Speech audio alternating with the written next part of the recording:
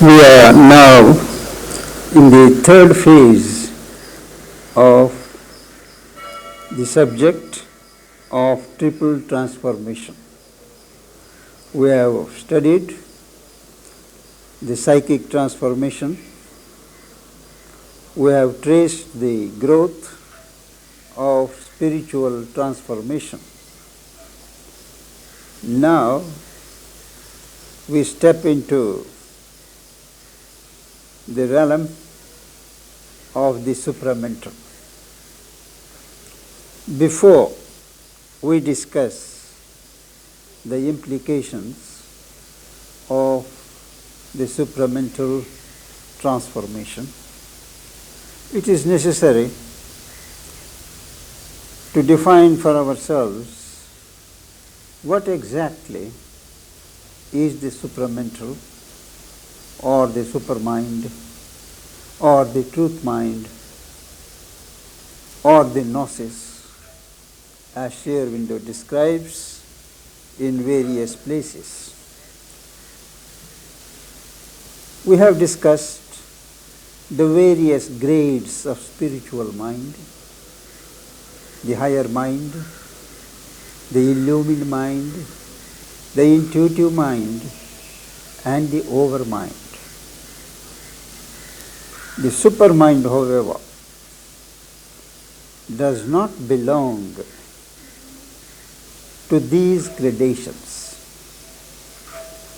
All the previous gradations of the spiritual mind belong to the lower hemisphere. The supramental, however, is above the lower hemisphere.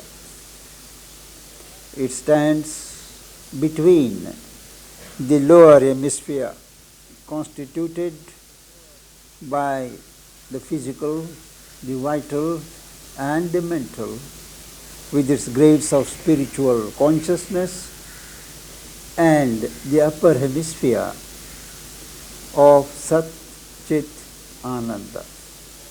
This supramental is the link world, called in the Vedas the Mahas, the world of light, the great world of light. It stands in between. It is not a summit or a peak of the mind, but something beyond mind. It is called the truth mind, the truth as mind. And the highest realms of our mind are only projections in ignorance of this truth mind. It is a mind that is a formulation of truth in manifestation. Let us recall that the Satchidananda, the infinite, if it wants to manifest, can only manifest in an infinite manner. That means there will be no form, no formation, and without form there can't be manifestation. So, the Satchidananda takes a poise of self-limitation. It is a self-choice to organize itself, to express into the finite. So, the self-organization of Satchidananda, the infinite, for purposes of manifesting in terms of the finite, is the status of the supermind, the supramental. Now, this supramental consciousness is truth mind, truth consciousness, and therefore truth power. Where consciousness is there, power is inherent. Where consciousness is fragmented and limited, as in our case, our power also is to that extent fragmented and limited. But there, in the supramental, the knowledge, the consciousness being plenary, the power also is unlimited. This is what is called the truth willed. The truth or the knowledge pertaining to the truth carries with it an automatic power to effectuate itself. That's the plane where knowledge and will are together. They are two sides of the same coin. Here, at our level, if we have the knowledge, we may lack the power to translate it into practice. Or if we have a dynamism, we may lack the necessary enlightening knowledge to make the exercise of our power meaningful. Now this supramental consciousness is not of one piece. It has broadly three grades, and these three grades of the supermind can be described in two different ways. Easier way for us to understand is at the level of the mind, the one and the many are a constant baffling phenomenon. At the level of the lowest level of the supermind, the first, as we ascend, the multiplicity predominates, but always upheld by unity. The unity is never lost sight of. The middle grade is where both the multiplicity and the unity have an equal range. And the highest is where the unity is paramount, the unity is predominant. Another way of studying the three levels or grades of the supermind are, first is the interpretative supermind, where what are actuals in the mind, what are possibles in the mind become potentials in the interpretative supermind. The power of intuition, fully charged by the supermind, rules this range of the interpretative supermind. The next is representative supermind, where the actual process of the working of the potentials is shown. The third one is called the imperative supermind, where truths are shown with all their irresistible power of effectuation. You may call it the rule of revelation. Sri Aurobindo describes that the lowest level of the supermind can be described as ruled by Sarama, the goddess of intuition. The second level, by inspiration, Saraswati. And the still higher levels by Ida, goddess of revelation, and Dakshina, intuitive discrimination. Now, this is all the theoretical background for us to appreciate the different texture of the supermind and the supramental consciousness.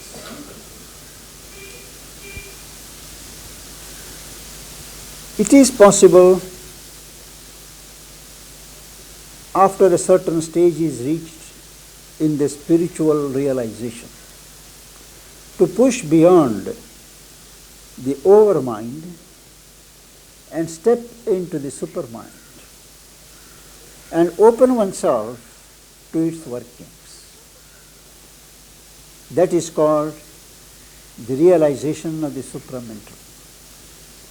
That has been achieved by some of the mystics in the Vedic age and even later as individual realization. They have opened themselves to the supramental power, supramental consciousness. But they point out, anyone who passes through the gates of the sun symbolizes the supermind, cannot return back. He is lost for the earth. Now, this is supramental realization.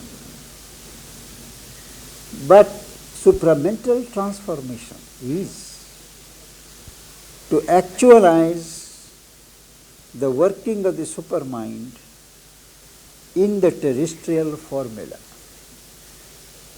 In other words, to bring down the supramental consciousness and power in the mind, in the vital, in the physical. Before this can happen, there are three conditions. First is, the whole of us, from the mind, from the head to the toe, must be open to the higher consciousness, highest consciousness.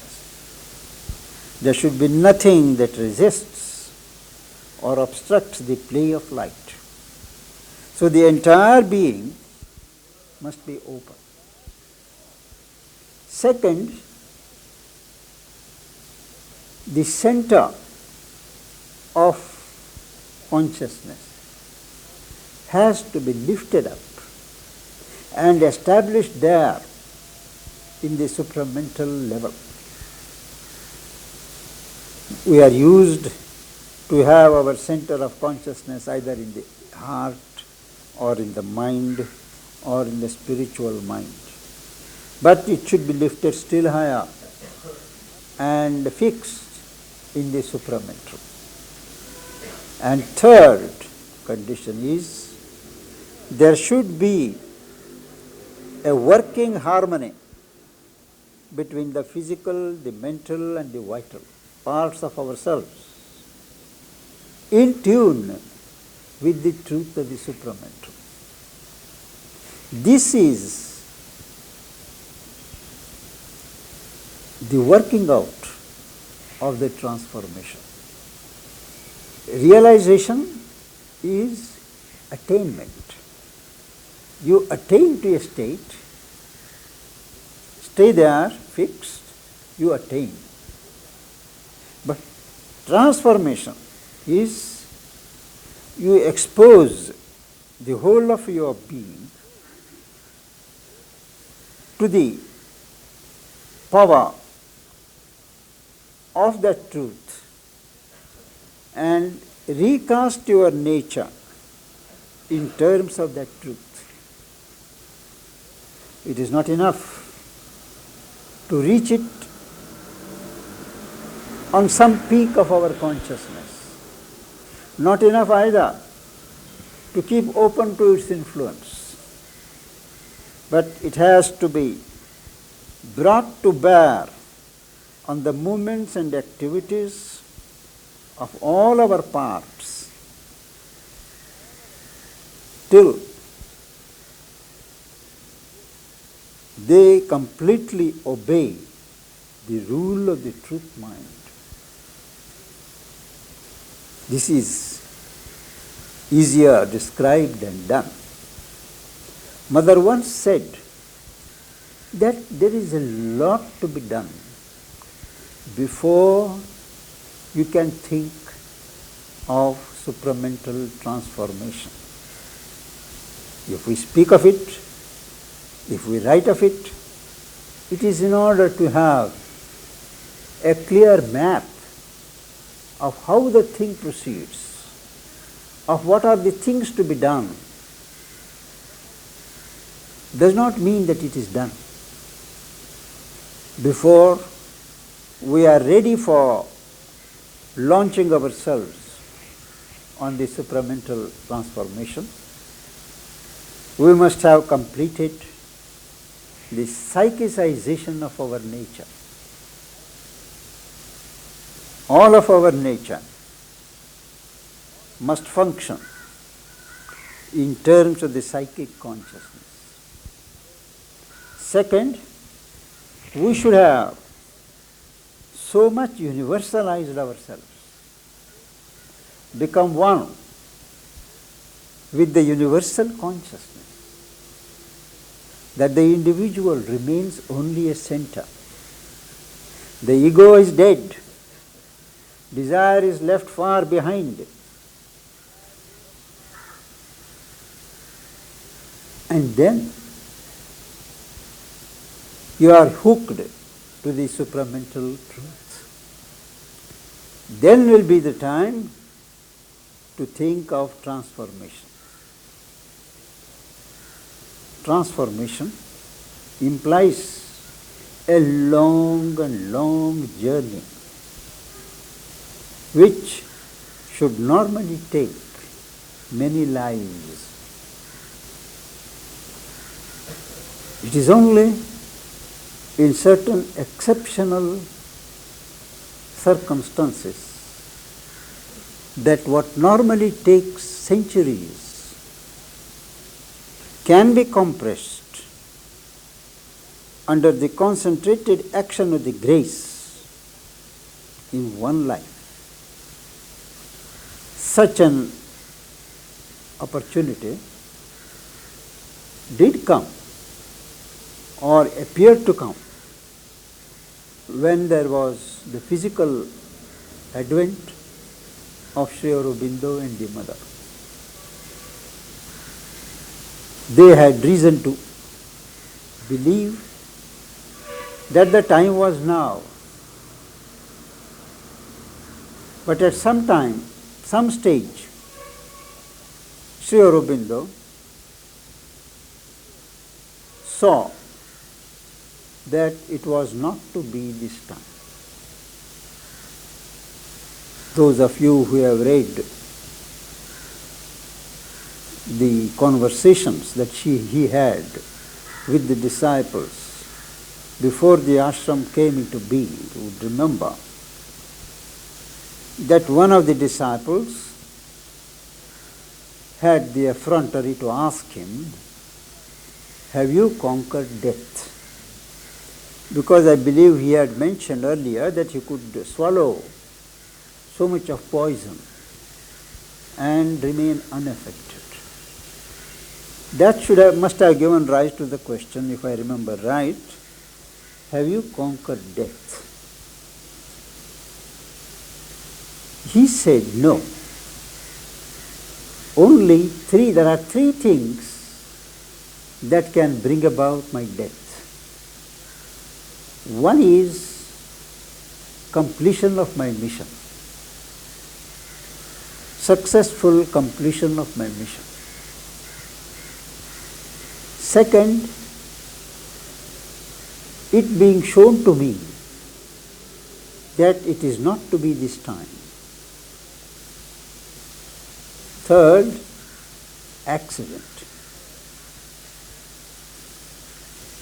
So when he had that accident in 1938, November 24, that was the first outward sign that he had. He was never the same thereafter. Science multiplied after 1942-43, and he allowed illness to develop in himself. He took no steps to cure himself or to stop the progress of the disease. And 1950. Mother was an incorrigible optimist. She was a warrior to the core. Still, she asked Sri Aurobindo, of course in her own subtle way, after 1956, when there was the first manifestation of the supramental power, whether the manifestation having taken place, she could withdraw. She has written a note in which she records Sri Aurobindo saying, "No, yours is the only body which can stand the process of transformation." And she says she had no alternative. And for 16 or 17 years, she underwent all the ordeal. Not because she was certain that the transformation would be achieved, but because somebody had to do it, had to take the process of transformation as far as possible. And she has recorded the struggle that she had with the cells, the millions of cells in her body, grouped in different ways, in cajoling them, educating them to transfer the religions from the law of birth, decay, disintegration and death to birth, growth and endless progress. She does record that some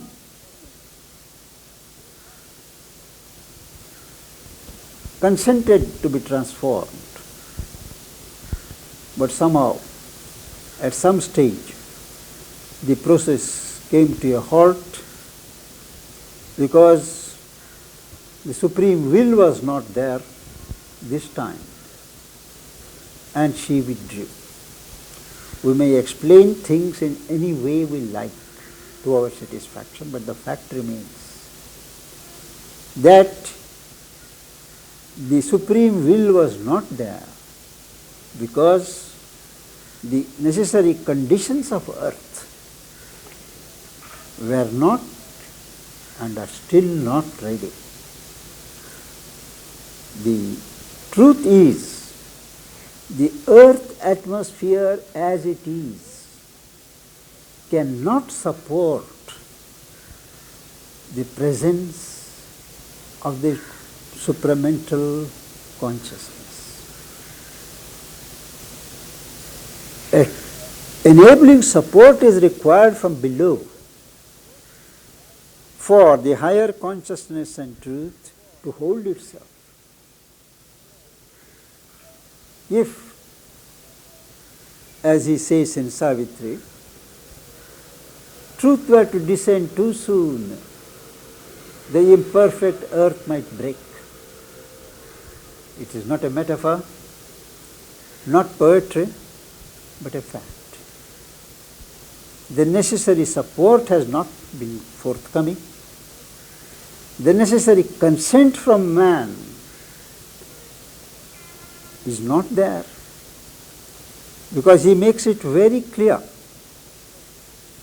Even God cannot change man unless he consents to be changed.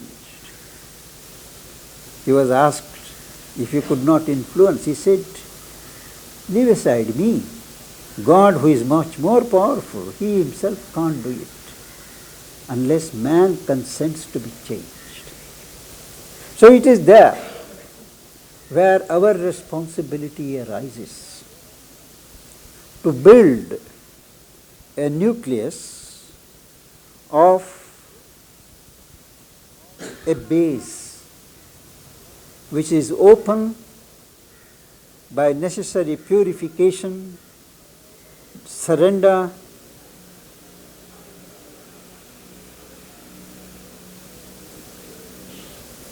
and harnessing of our nature to the psychic, to create a magnetic field, as it were, for the truth to descend and to manifest. That is the supramental transformation. So you see, there are supramental realization, supramental manifestation, supramental transformation. These are three steps. But once the first step is taken, thereafter things can be reasonably expected to be rapid.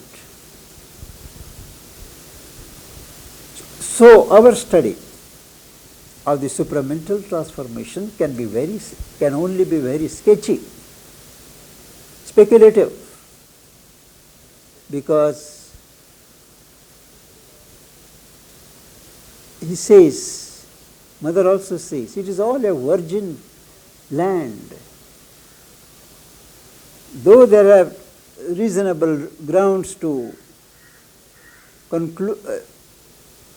believe that certain sages and mystics have realized the supermind, there is no evidence to show that it has been brought down, manifested on earth, much less put on the work of transformation. It is still to be done, but it is good to have a clear idea of how it works from the mind downwards, how it works in the mind, how it works in the vital, how it works in the physical, what are the conditions. And these, the process of the transformation of the mind, the vital and the physical, we'll have to do in a systematic way. From next session,